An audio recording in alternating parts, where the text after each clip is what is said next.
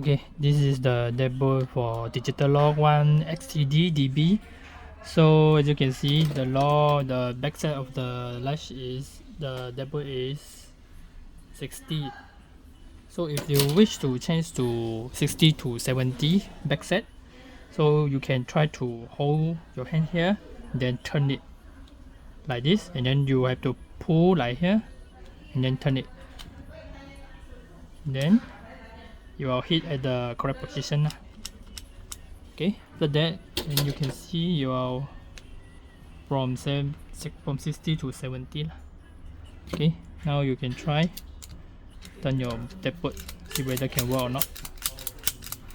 So if you want to turn back, then turn back to the position, then push in, and you can turn that again.